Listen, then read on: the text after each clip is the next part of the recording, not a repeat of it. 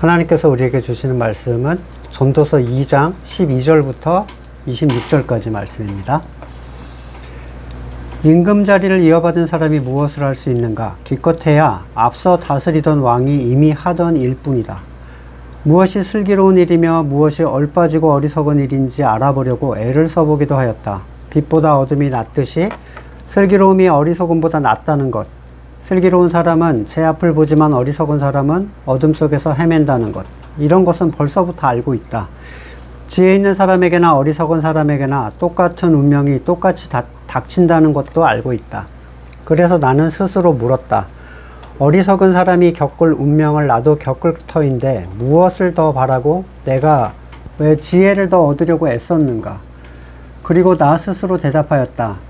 지혜를 얻으려는 일도 헛되다. 사람이 지혜가 있다고 해서 오래 기억되는 것도 아니다. 지혜가 있다고 해도 어리석은 사람과 함께 사람들의 기억에서 영원히 사라져 버린다. 슬기로운 사람도 죽고 어리석은 사람도 죽는다. 그러니 산다는 것이 다 덧없는 것이다. 인생살이에 얽힌 일들이 나에게는 괴로움일 뿐이다. 모든 것이 바람을 잡으려는 것처럼 헛될 뿐이다. 세상에서 내가 수고하여 이루어 놓은 모든 것을 내 뒤에 올 사람에게 물려줄 일을 생각하면 억울하기 그지없다. 뒤에 올 그 사람이 슬기로운 사람일지 어리석은 사람일지 누가 안단 말인가. 그러면서도 세상에서 내가 수고를 마다하지 않고 지혜를 다해 이루어 놓은 모든 것을 그에게 물려주어서 맡겨야 하다니 이 수고도 헛되다. 세상에서 애쓴 모든 수고를 생각해보니 내 마음에는 실망뿐이다. 수고는 슬기롭고 똑똑하고 재능 있는 사람이 하는데 그가 받아야 할 몫을 아무 수고도 하지 않은 다른 사람이 차지하다니 이 수고 또한 헛되고 무엇인가 잘못된 것이다. 사람이 세상에서 온갖 수고를 마다하지 않고 속썩이지만 무슨 보람이 있단 말인가. 평생에 그가 하는 일이 괴로움과 슬픔뿐이고 밤에도 그의 마음이 편히 쉬지 못하니 이 수고 또한 헛된 일이다. 사람에게 먹는 것과 마시는 것, 자기가 하는 수고에서 스스로 보람을 느끼는 것, 이보다 더 좋은 것은 없다. 알고 보니 이것도 하나님이 주시는 것. 그분께서 주시지 않고서야 누가 먹을 수 있으며 누가 즐길 수 있겠는가. 하나님이 마음에 드는 사람에게는 슬기와 지식과 기쁨을 주시고 눈밖에 난 죄인에게는 모아서 쌓는 수고를 시켜서 그 모은 재산을 하나님 마음에 드는 사람에게 주시니 죄인의 수고도 헛되어서 바람을 잡으려는 것과 같다. 아멘. 높은 지위가 세상에 주는 매력은 굉장히 큽니다. 그 높은 지위에 대한 성취를 떠나서 높은 지위를 목표로 삼고 있다는 것만으로도 어느 정도의 만족을 느낄 정도로, 세상에서 권세 있는 자리를 싫어하는 사람은 아마 극히 드물 거예요. 다른 사람들보다 탁월한 힘을 발휘할 수 있는 지위, 일반인과 자기와의 그 사이를 넓히고 또 차별성을 갖게 만들어서 그들 위에 존재하는 특별한 존재가 되는 것 같은 착각에 빠지게 만들죠. 이 높은 자리라는 게. 그러나 세상의 지위에 정점을 찍은 솔로몬은 그러한 자리에 오르는 게 무슨 의미가 있는가, 이런 얘기를 합니다. 그 자리에 올라봤자 근본적으로 앞 사람들이 했던 일을 반복하고 있을 뿐이라는 거예요. 얼마든지 더 탁월하게 잘하면 의미가 있는 거 아닌가요? 솔로몬 자체가 그러한 전임자들보다 탁월한 일을 했던 사람이에요. 백성을 바르게 다스리고 또 부유하게 하고 나라를 강하게 하는 모든 일에서 솔로몬은 세상의 그 어떤 왕들보다 탁월했던 사람이죠. 그러나 그 탁월함의 가치도 잠시일 뿐, 그 지위가 결국 앞에서 존재했던 사람들의 했던 일을 반복하는 일이었다는 사실을 그가 깨닫는 순간 갑자기 그 일이 굉장히 무가치한 일이처럼 느껴진 거예요. 이 반복됨이라는 건 사람을 지치게 하죠. 소위 단순 반복 작업이라고 하면 뭐 우리가 박스 접기, 봉투 붙이기 이런 거 있잖아요. 그런 작업에서 큰 만족을 누리기는 정말 어려워요.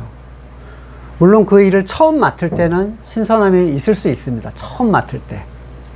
아이들이 자꾸 그 집안일 하는데 나도 해볼래 뭐 이런 거 하잖아요. 그거 딱 2번만 해보면 더 이상 한다는 얘기 안 합니다. 반복되는 일도 내가 누구보다 얼마나 더 많은 결과물을 냈는가에 따라 일시적으로 만족할 수 있지만 그 일은 끝이 없고 변화도 없어요. 솔로몬은 왕이라는 이 화려하고 강력한 자리에서 그 일조차 반복의 일부라는 사실을 보게 됩니다.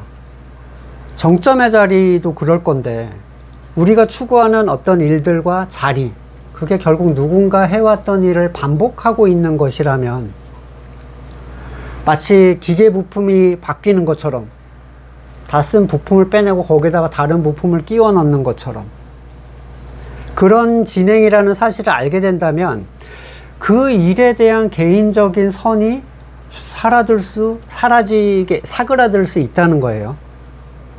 물론 뭐 전임자가 몇 회 풀칠로 얼마나 많은 봉투를 붙였는가 이 기록을 갱신한다는 의욕을 잠시 불사를 수는 있겠지만 결국 전임자가 해왔던 건 봉투 붙이기였다 뭐 이런 거 느낌인 거죠. 그러니까 효율적으로 더 많은 봉투를 붙였다는 성취감이 사라져갈 그 인생에서 과연 무슨 큰 의미가 있는가. 사람들은 일을 통해서 그 성과 얻은 가치로 만족을 얻어보려고 하고 높은 자리에서 더 부가가치가 높고 인정받는 일을 해보려고 하지만 그것은 모두 이전부터 세상에서 해왔던 일입니다. 이것은 하나님의 관점에서 보면 그렇다는 거예요. 마치 지렁이가 땅속에서 뭔가 하고 있지만 우리 눈에는 그냥 땅을 파고 해집고 다니고 돌아다닌다는 정도의 인식인 거죠. 걔가 무슨 다양한 활동을 하든지 간에. 솔로몬은 13절에서 슬기로움과 그 가치가 주는 결과 그건 이미 알고 있던 거다 이렇게 얘기를 합니다. 우리가 솔로몬의 지혜를 가지고 있지 않더라도 슬기로움이 어리석음보다 낫다 이거 우리도 아는 거잖아요.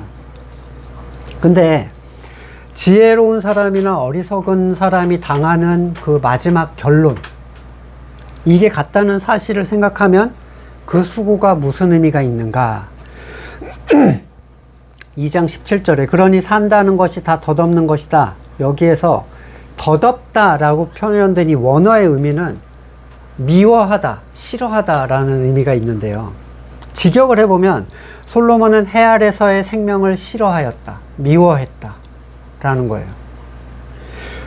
모든 사람에게 다가오는 동일한 운명은 죽음이라는 게 있죠. 탁월한 지혜자나 미련함의 바닥에 있는 존재나 강한 힘을 가진 자나 약자나 죽음 앞에선 다 똑같습니다. 가장 탁월했던 지혜의 솔로몬이나 우리 다윗의 사건에 나왔던 나발 뜻이 미련한 자라는 뜻이에요. 그 사람이나 죽음을 당하면 어차피 똑같아요. 죽음 앞에 서면 가졌던 모든 게 리셋이 되는 거예요. 당연히 많이 누렸던 사람의 허망함은 더 클 수밖에 없겠죠. 죽음 앞에서 희년처럼 원래의 자리로 돌아갑니다. 그냥 다 처음으로 돌려요. 죽음을 앞둔 노년의 솔로몬에게 그 지혜와 그 지혜를 얻기 위한 수고가 아무 의미가 없었다라는 이 고백은 세상을 지혜롭게 살아가려고 그렇게 소망하고 있는 사람들에게 진지한 고민을 갖게 해줍니다. 이렇게 생각할 수 있죠. 그래도 그가 누렸던 가치가 얼마냐.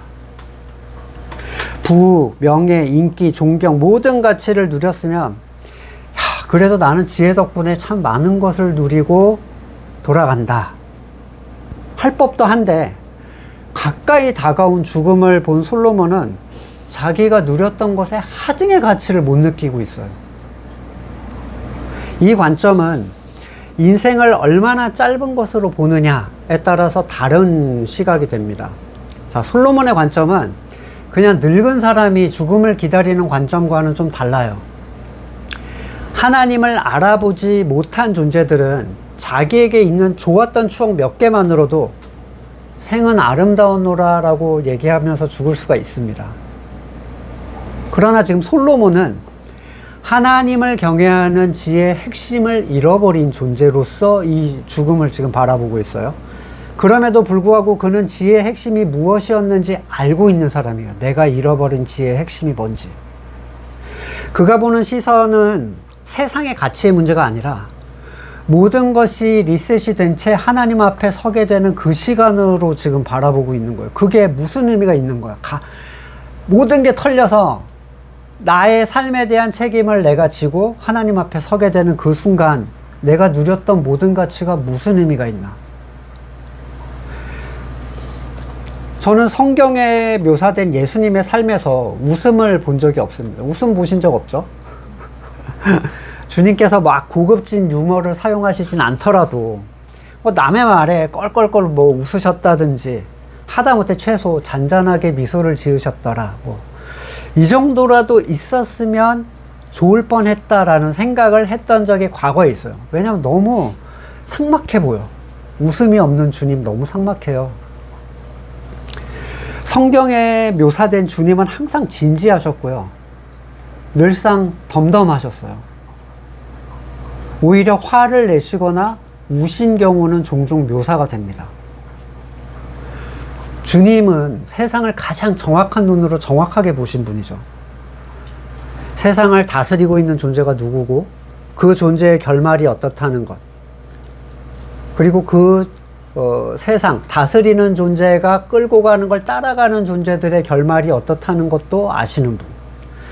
세상에 대한 주님의 태도는 그분이 보신 세상에 대한 가치의 태도예요. 너무 슬픈 거죠. 우울하고. 솔로몬이 말했듯이 앞에서 뭐라고 했죠? 웃는 것은 미친 것이요 즐거움은 쓸데없는 것이다. 2장 2절의 묘사처럼 세상을 보는 주님의 시선은 항상 어두웠어요. 사람들을 볼 때 자신의 미래도 모르고 자신을 절망으로 몰아갈 것을 붙잡으려고 그 짧은 인생을 다 소진하고 결국 죽음이라는 문 앞에 빈손으로 하나님 앞에 서게 될 그 운명들. 너무 비참한 거예요. 보시면 볼수록 너무 슬픈 거죠. 그들이 가진 개인적 소망의 성취가 무슨 의미가 있겠습니까? 뭐 자녀가 어떻게 되고 남편과 가족이 어떻게 되고 재물과 건강이 어떻게 되는 그게 그 총알 같은 시간을 보내고 하나님 앞에 서게 되는 그 일 앞에서 무슨 의미가 있겠어요? 누가 나를 기분 나쁘게 한다든지 내가 누구보다 손해를 더 보았다는 사실이 그 앞에서 무슨 의미가 있겠어요? 내가 뭘 성취하고 사람들이 나를 칭송하고 기분이 잠시 우쭐해지는 게 하나님 앞에서 무슨 의미가 있겠냐는 거예요. 솔로몬은 인생살이의 모든 얽힌 일들이 나에게는 괴로움뿐이었다 라고 얘기를 합니다. 모든 사람은 그 지혜의 유무와 관계없이 잊혀져요. 죽음 앞에서 잊혀집니다. 잊혀진다는 뜻은 유의미한 존재가 되지 못한다는 의미인데, 뭐 솔로몬이 이런 잠언을 썼어도 엄청난 잠언인데 누가 이걸 그렇게 기억해주고 이거대로 누가 그렇게 살겠어요? 그냥 그러그러한 존재가 있었더라 정도 수준이죠. 빌립보서 1장 21절 나에게는 사는 것이 그리스도이시니 죽는 것도 유익합니다. 그러나 내가 육신을 입고 살아가는 것이 나에게 보람된 일이면 어느 쪽을 택해야 할지 모르겠습니다. 나는 이 둘 사이에 끼어 있습니다. 내가 원하는 것은 세상을 떠나서 그리스도와 함께 있는 것입니다. 그것이 훨씬 나으나 내가 육신으로 남아있는 것이 여러분에게 더 필요할 것입니다. 나는 이렇게 확신하기 때문에 여러분의 발전과 믿음의 기쁨을 더하기 위하여 여러분 모두와 함께 머물러 있어야 할 것으로 압니다.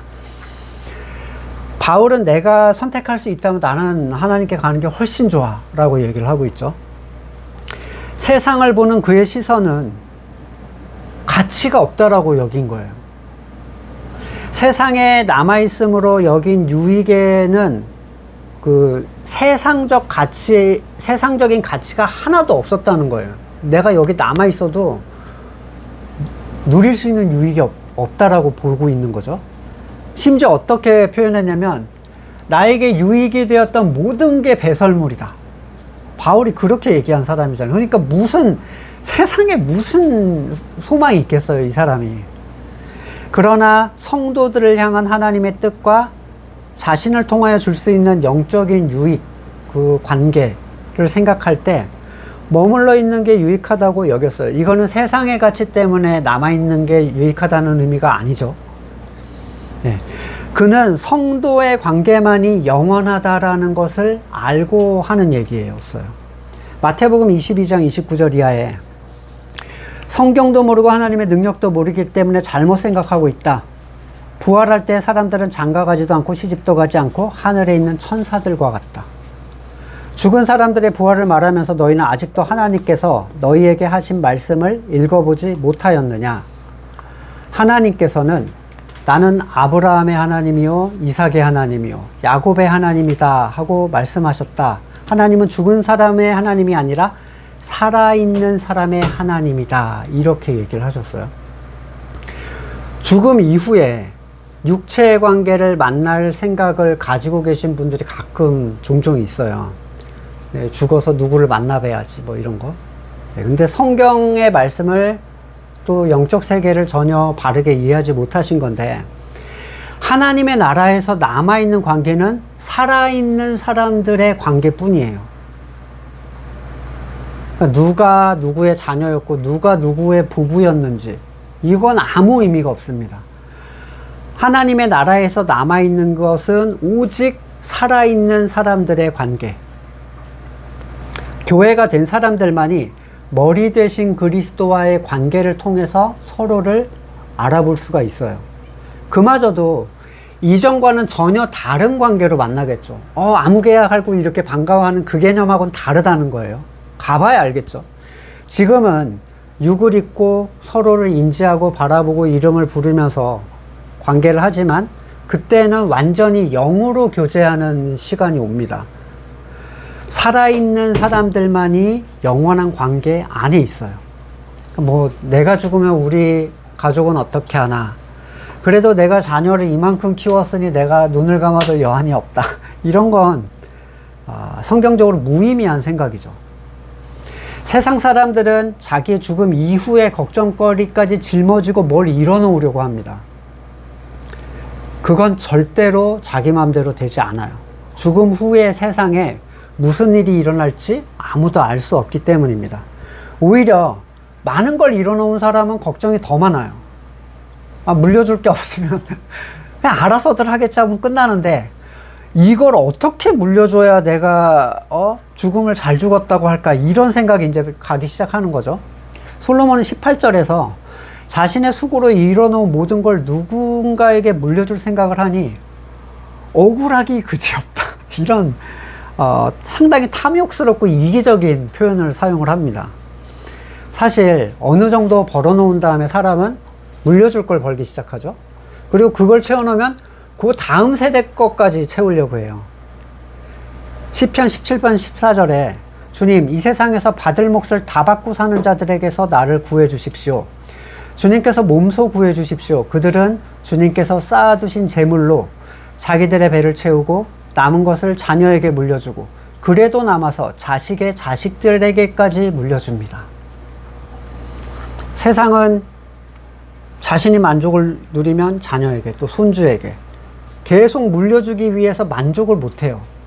더 많은 거를 내 후손 대대에 물려주리라. 하지만 세상의 지혜가 있었던 솔로몬은 자기의 수고가 영원하지도 않고 수고하지 않은 자가 그걸 물려받게 될 것이라는 것에 이미 실망스러웠는데, 제일 큰 실망은 뭐였냐면 물려받을 존재가 미련한 존재인지 슬기로운 존재인지조차 내가 정할 수 없다는 것. 무엇인가 정성을 다해서 이룬 금자탑이 미련한 다음 사람을 통해서 한순간에 무너지는 건 진짜 찰나예요. 이스라엘 왕조의 역사를 봐도 선대에서 뭐 종교개혁을 하고 율법을 다시 세우고 어쩌고저쩌고 해도 다음 때에서 망가뜨리는 건 1년이면 됩니다.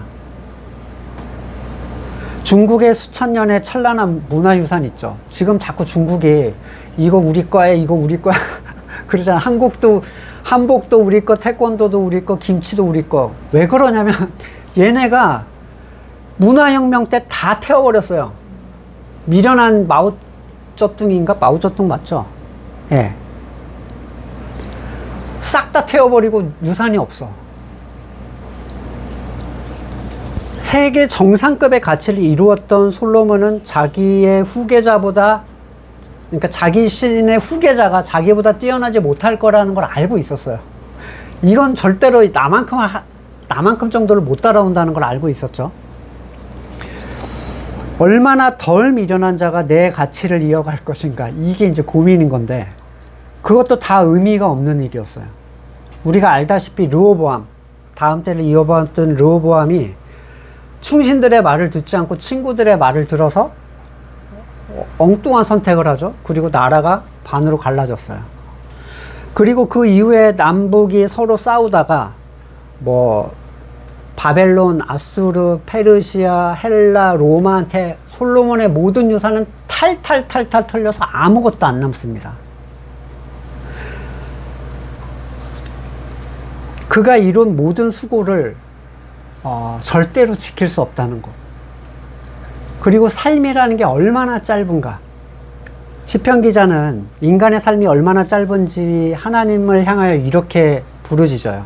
89편 47절에 내 인생이 얼마나 짧은지 기억해 주십시오. 주님께서 모든 인생을 얼마나 허무하게 창조하여 주셨는지를 기억해 주십시오. 산 사람 치고 어느 누가 죽지 않고 살 수 있겠습니까? 어느 누가 제 목숨을 스올의 소나기에서 건져낼 수 있겠습니까? 여기서 하나님께 기억해 달라는 얘기는 사실 내가 기억하도록 도와달라는 얘기거든요. 하나님의 시선으로 내가 바라볼 수 있게 해주십시오, 이 얘기예요. 시편 78편 39절에는 하나님께서는 기억하신다. 사람은 다만 살덩어리. 한 번 가면 되돌아올 수 없는 바람과 같은 존재임을 기억하신다. 이미 그렇게 기억하고 계시는 분이죠. 나만 그걸 잊고 있는 거죠. 모세도 인생의 순간을 이렇게 묘사합니다. 90편 3절에 시편 90편 주님께서는 사람을 티끌로 돌아가게 하시고 죽을 인생들아 돌아가거라 하고 말씀하십니다. 주님 앞에서는 천년도 지나간 어제와 같고 밤의 한순간과도 같습니다. 주님께서 생명을 걷어가시면 인생은 한순간의 꿈일 뿐 아침에 돋아난 한 폭이 풀과 같이 사라져갑니다. 풀은 아침에는 돋아나서 꽃을 피우다가도 저녁에는 시들어 말라버립니다. 여기까지가 끝이라면 그나마 나아요. 근데 죽음은 그 뒤가 있다는 거예요. 7절 주님께서 노하시면 우리는 사라지고 주님께서 노하시면 우리는 소스라치게 놀랍니다. 주님께서 우리 죄를 주님 앞에 들추어 내놓으시니 우리의 숨은 죄가 주님 앞에 환히 드러납니다. 주님께서 노하시면 우리의 일생은 사그라지고 우리의 한평생은 한숨처럼 쓰러지고 맙니다. 우리의 연수가 70이요 강건하면 80이라도 그 연수의 자랑은 수고와 슬픔뿐이요 빠르게 지나가니 마치 날아가는 것과 같습니다. 주님의 분노의 위력을 누가 알 수 있겠으며 주님의 진노의 위세를 누가 알 수 있겠습니까? 그래서 간구하는 게 뭐냐면 우리에게 우리의 날을 세는 법을 가르쳐 주셔서 지혜의 마음을 얻게 해 주십시오. 이거예요. 우리의 날을 세는 법을 가르쳐 달라. 이게 얼마나 총알같이 가는지를 알게 해달라. 자신의 날을 세지 못하는 사람들은 자기에게 정해진 수명이 있다라는 보편적인 틀을 대입을 하죠. 예를 들어 강건하면 80. 그러니까 모세는 우리의 연수가 70이요 이랬는데 우리는 보통 강건하면 80으로 대입하잖아요. 80 정도는 살겠지. 내가 큰 사고가 없는 한 80은 살겠지. 거기까지 확보됐다는 전제하에 돌이킬 시간은 충분하다고 생각을 해요. 아직. 그런 사람은 그 수명을 바르게 사용할 수가 없습니다. 정신 차리고 보면 이미 80에 와 있다는 거예요. 그런 생각을 가지고 있는 사람들은 자기의 날 세는 법을 바르게 알지 못하는 사람들이죠. 지혜의 마음으로 날을 세는 사람들은 자기의 정한 수명의 틀에서 시간을 흘려보내지 않는다는 거예요. 80까지 있으니까 아직 여유 있어 이런 생각을 하지 않는다는 거죠. 에베소서 5장 15절 그러므로 여러분은 어떻게 살아가야 할지를 살피십시오. 지혜롭지 못한 사람처럼 살지 말고 지혜로운 사람답게 살아야 합니다. 세월을 아끼십시오. 때가 악합니다. 그러므로 어리석은 자가 되지 말고 주님의 뜻이 무엇인지 깨달으십시오.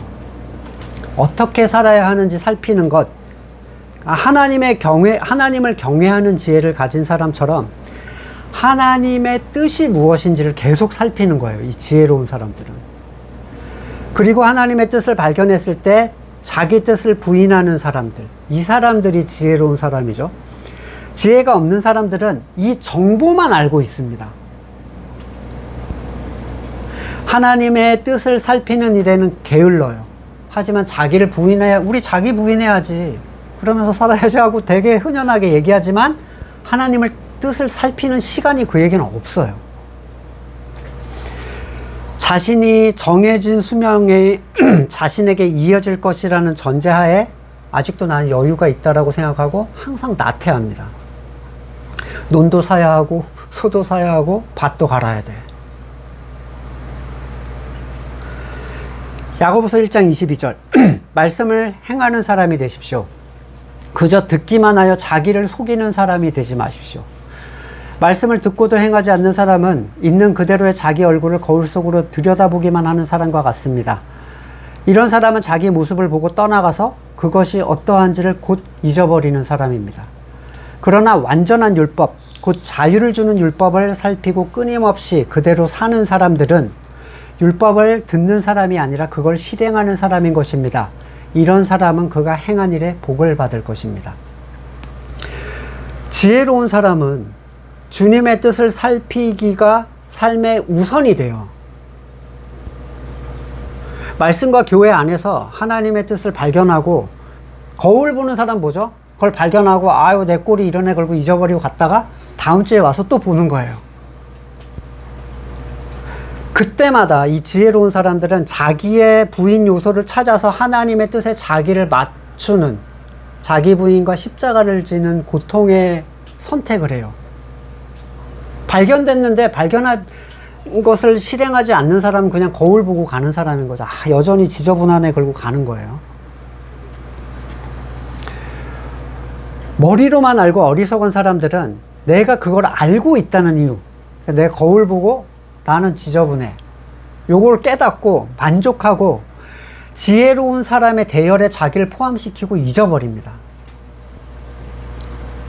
만약 성도의 시간이 하나님의 뜻을 알아서 거기에 자기를 맞추는 고통이 없는 채 흘러가고 있다면, 어느 날 다가온 죽음 앞에서 자신의 모든 것이 헛되었음을 뒤늦게 고백하는 게 남의 얘기가 아닌 게 될 거라는 거예요.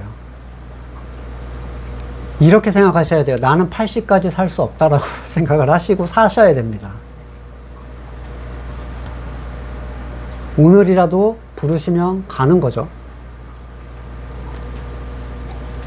지혜로운 성도는 그 하는 모든 일이 괴로움과 슬픔뿐이지도 않고 밤에 마음 편히 쉬지 못하는 존재가 아니에요. 이런 컨디션의 존재들은 나를 세는 법을 안다고 착각하는 존재들이 이렇게 고통을 받습니다. 그가 추구하는 모든 일이 하나님 뜻 안에서 자기를 부인하며 하나님에게 영광이 되는 삶이라면 비록 세상의 삶이라 한들 왜 괴로움과 슬픔뿐이겠어요.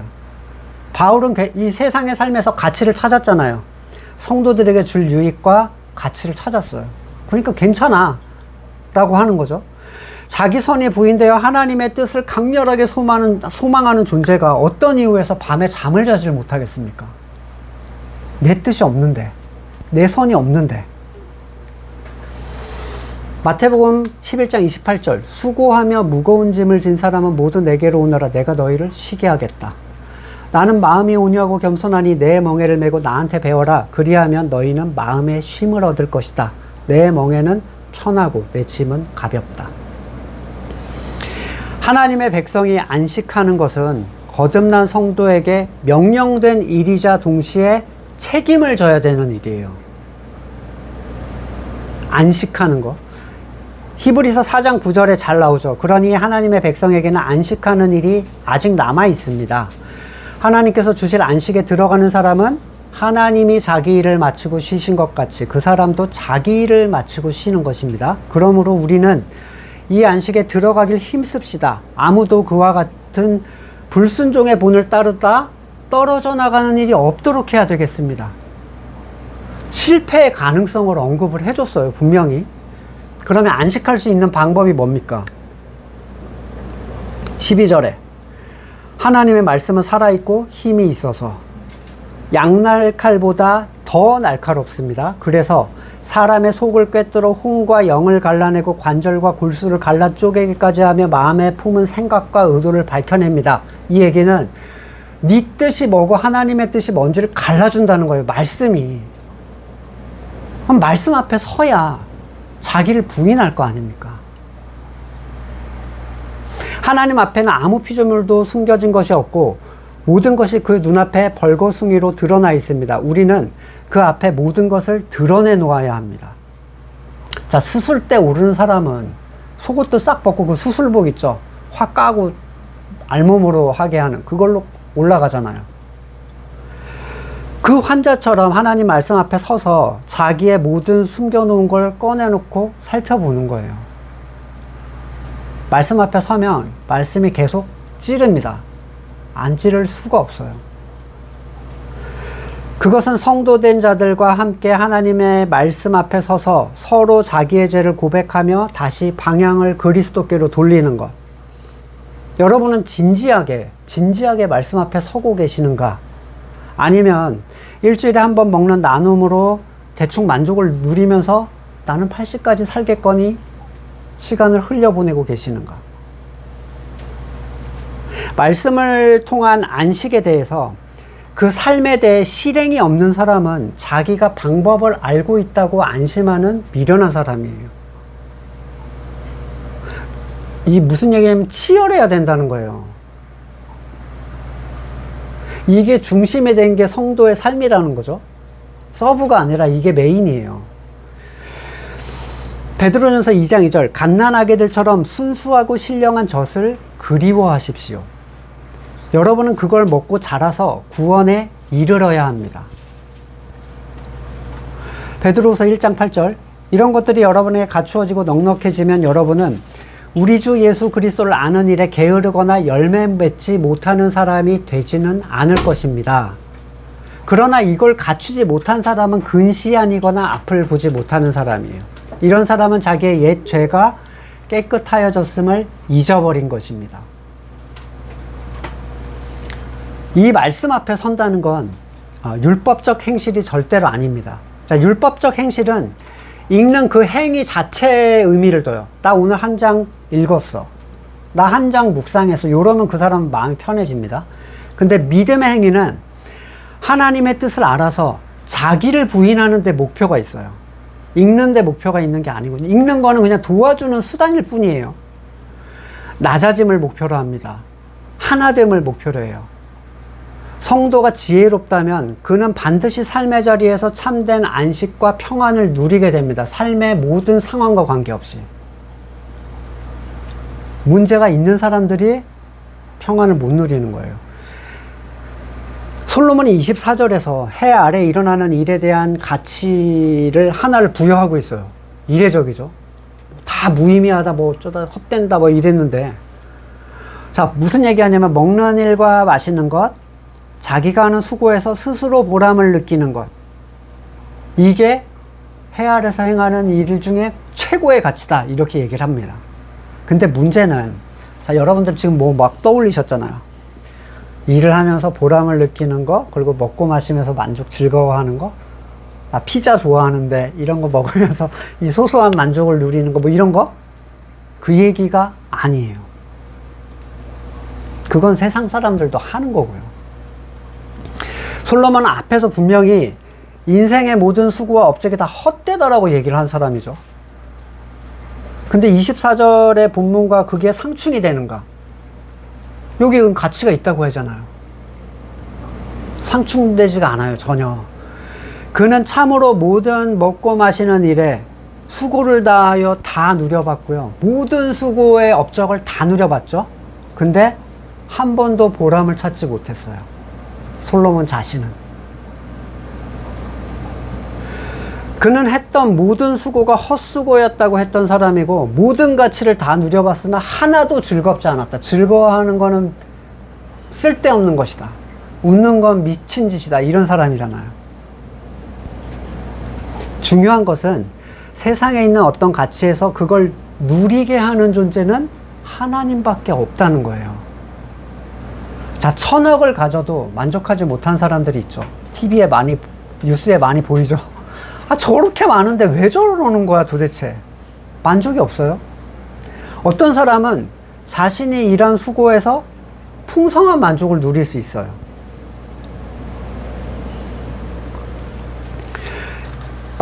마가복음 10장 29절에 예수께서 말씀하셨다. 내가 진정으로 너희에게 말한다. 나를 위해 또 복음을 위해 집이나 형제자매 어머니 아버지 자녀 논밭을 벌인 사람은 지금 이 세상에선 박해를 받겠지만 집과 형제 자매 어머니 자녀와 논밭을 100배나 받을 것이요. 현세에서. 오는 세상에서는 영원한 생명을 받을 것이다. 그러니까 100배는 오는 세상용이 아니에요. 현세용이죠. 근데 잘 생각해 보세요. 재산은 뭐 100배 받을 수 있다 쳐요. 근데 부모를 어떻게 100배를 받습니까? 100명의 부모님. 고개를 다 절레절레 젓는 분들이 꽤 있으시더라고요. 부모가 100명이면 힘들 수 있죠. 자녀가 100명이면 그건 좋은가요? 예수님께서 끊임없이 우리에게 하신 말씀에 근거하여 이해해보면 우리가 버려야 할 것은 재산이나 가족 그 자체가 아니라 거기에 매겨놓은 우리의 선의 가치예요. 어떤 사람은 죽고 살고 많은 돈을 벌고 모아도 일에 만족을 할 수 있어요. 일. 죽고 살고 해봐요. 근데 어떤 사람은 자기가 수고하여 버는 가치로 저 위에 많은 돈을 번 사람의 100배의 만족감을 누리면서 살 수 있어요. 너무 추상적이고 너무 관념적인 것 같아요. 전혀 그렇지 않아요. 사람에게는 채움에 대한 만족도가 커지는 게 그 사람을 행복하게 해주거든요. 여러분, 행복도가 가장 높은 나라 어디였더라? 부탄. 근데 요즘에 행복도가 엄청 떨어진대요. 이유가 뭔지 아세요? SNS래요. 비교하기 시작하는 거죠, 이제. 나는 이게 최고의 만족이라고 행복하게 살았는데, 호화 요트에서 다 뭐 하고 있고, 내가 산 건 행복한 게 아니었어. 이렇게 변해가는 거죠. 언젠가, 톡방에 나눴던 그 글을 기억하실 거예요. UFC 챔피언이 되었던 찰스 올베이라의 얘기. 아버지가 일용직이고, 브라질 빈민촌에서. 자녀가 막 7에 그거 일용직으로 먹고 사는 거예요. 근데 막내가 감기 걸렸는데 아빠한테 이거 음료수 캔 하나 먹고 싶다니까 아빠가 번 돈으로 반 따라주고 그 7 형제가 조금씩 방울까지 탈탈 털어서 먹었대요. 근데 이 아들이 이 격투기에 좀 소질이 있었나 봐요. 동네 대회에 나가서 우승을 한 거예요, 얘가. 주짓수로. 아저씨들을 다 무너뜨리고. 그걸로 처음 산 그 돼지고기를 잊을 수 없대요. 그 맛, 그 만족감, 그 즐거움. 그러니까 막 5성급 호텔에 가도, 지금 챔피언이니까, 가도 그때를 따라올 수가 없다는 거예요. 중요한 건, 그 고기의 맛은 행복의 맛이었다는 거예요. 만족의 맛이고. 만족은 많음으로 채워지는 게 절대로 아니라는 걸 우리도 알고 있어요. 참된 만족은 오직 하나님만이 주신다는 거. 성도는 세상에서 많은 걸 보장받지 않았습니다. 성도가 되면 재산을 늘려준다거나 높은 자리로 올려준다거나 권력이나 칭찬, 명예를 받게 되는 것도 아니죠. 그때 성도가 세상에 매겨놓은 것에 대한 자기의 선의 가치를 하나님의 주권 앞에 포기할 때, 내 자녀에 대한 어떤 걸 포기했더니 애가 전교 1등을 하기 시작해서 이런 게 아니에요. 애는 여전히 못해. 근데 이 애에 대한 만족도가 달라지기 시작하는 거죠. 예전에는 돈이 많아도 항상 두렵고 불안하고 욕망이 가득 차 있었는데, 이제는 있는 것으로 충분히 만족스러워 할 수 있는 것. 전에는 가족이 마음에 들지 않고 마음에 차지 않았는데, 이제는 그냥 존재 자체로 사랑스러운 거예요. 예쁘고. 그래서 성도는 삶에 대한 자기의 감정을 반드시 살펴야 됩니다. 세상에 대한 불안, 두려움, 분노, 슬픔, 이런 건 내가 선을 쥐고 있다는 얘기예요. 100% 그렇습니다. 이거는 누가 설명해 줄 필요가 없어요. 내가 그 증상이 나타나는 순간 내가 주인이 되어 있구나를 보시면 돼요. 그리고 이 감정은 머리를 흔든다고 털어지는 게 아니에요. 그리스도를 향할 때 자연스럽게 사라져 가는 거죠. 빌립보서 4장 11절, 내가 궁핍해서 이렇게 말하는 게 아닙니다. 나는 어떤 처지에서도 스스로 만족하는 법을 배웠습니다. 이 만족하는 법이 뭡니까? 그리스도에게 눈을 향하는 거예요. 디모데전서 6장 8절, 우리는 먹을 것과 입을 것이 있으면 그걸로 만족해야 됩니다. 다른 건 더 필요 없어요. 한 2끼 정도 먹고 누울 침대 하나 있으면 만족한다. 주윤발이 그 얘기를 하는데 너무 저는 마음에 와닿더라고요. 히브리서 13장 5절, 돈을 사랑함 없이 살아야 하고 지금 가지고 있는 것으로 만족해야 됩니다. 주님께서 친히 말씀하시기를 내가 결코 너를 떠나지도 않고 버리지도 않겠다 하셨습니다. 그러니까 먹고 마시고 수고하는 일에 대한 만족은 하나님이 우리에게 주시는 거예요. 하나님이 아니면 솔로몬과 같이 다 누려도 절대로 거기서 만족하지 못한다는 거. 모든 것이 헛되다고 고백하는 슬픈 사람이 된다는 거. 26절, 하나님은 마음에 드는 사람, 원문에는 쉐토브라고 하는데 기뻐하는 사람에게 라는 뜻이에요. 그들에게 슬기와 지식, 기쁨을 주시고 여기에는 물질과 세상에 대한 얘기는 없습니다. 그리고 그 뒤에 눈밖에 난 죄인에게는 수고를 시켜 재산을 모으게 하고 그 앞에 기뻐하시는 자에게 주시니 죄인의 수고가 헛되어 바람을 잡으려는 것과 같다. 여러분, 이 두 전자와 후자에서 솔로몬이 자기를 어디에다 지금 위치시키고 있는 것 같으세요? 죄인에게는 수고를 시켜서 그 재산을 사랑하는 자에게 주신다. 후자죠. 자기를 후자에 두고 있어요, 지금. 그 지혜를 가졌던 사람이 자기를 후자에다 지금 두고 있는 거죠. 네, 기쁨이 없는 자였어요, 솔로몬은. 만족도 없는 자, 슬픈 자. 출애굽기 12장 36절, 주님께서는 이스라엘 백성이 이집트 사람에게 환심을 사도록 하셨으므로 이집트 사람들은 이스라엘 자손의 요구대로 다 내어주었다. 이렇게 하여 이집트 사람들에게 물건을 빼앗아 가지고 떠났다. 출애굽할 때 자기의 핵심 노예들이 탈출하겠다는데 누가 물건을 줍니까? 근데 너무 얘네가 좋은 거예요. 다 나눠줬대요. 에스라 1장 1절, 페르시아 왕 고레스가 왕위에 오른 첫 해에 주님께서 고레스 마음을 감동시키셔서 조서를 썼어요. 페르시아 왕 고레스는 다음과 같이 선포한다. 하늘의 주 하나님이 나에게 이 땅에 있는 모든 나라를 주셔서 다스리게 하셨다. 또 유다에 있는 예루살렘에 그의 성전을 지으라고 명하셨다. 갑자기 풀어주고 너네 성전 지어 이렇게 하는 거예요. 다 지을 모든 걸 다 공급해 줬어요. 이유가 뭔지는 아무도 몰라요. 도대체 왜 그랬는지.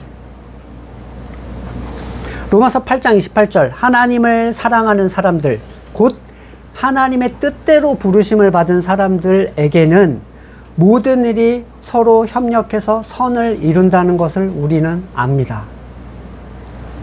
요한복음 8장 29절, 나를 보내신 분이 나와 함께 하신다. 그분은 나를 혼자 버려두지 않으셨다. 그것은 내가 언제나 아버지께서 기뻐하시는 일을 하기 때문이다.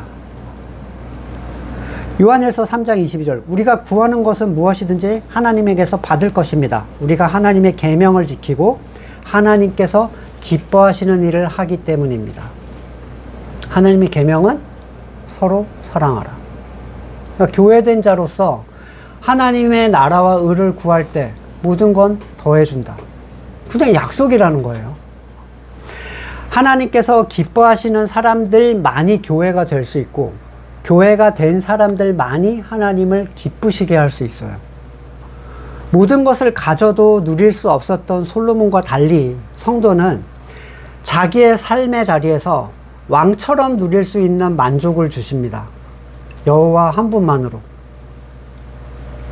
그의 잠자리와 삶의 터가 늘 평안하도록 하나님은 이끌어 가세요. 가진 것과 관계없이. 성도의 삶은 주신 것에 만족하는 삶인데 만족해야 하는 삶이 아니에요. 난 만족해야 돼. 이렇게 해봤자 소용없어요.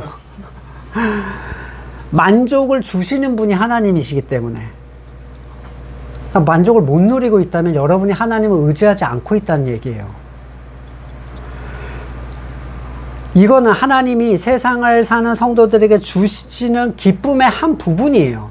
세상을 통한 만족. 세상의 것에 휘둘릴 일이 없는 안전장치죠. 왜냐하면 더 가진다고 만족하지 않을 수 있어요. 사탄이 세상으로 유혹해도 필요 없어요. 왜냐하면 이미 만족을 누리고 있는데 뭘 더 줘. 이런 거예요. 이미 만족한 사람은 그걸 추구할 필요가 없습니다. 그리스도의 몸된 교회로서 그 나라와 의를 구하며 세상을 살아가는 동안에 더하여 주신 모든 가치에서 가득 찬 만족을 누릴 수 있는 우리가 되기를 간절히 소망합니다. 말씀을 놓고 같이 잠깐 기도하시고 제가 기도하고 마치겠습니다.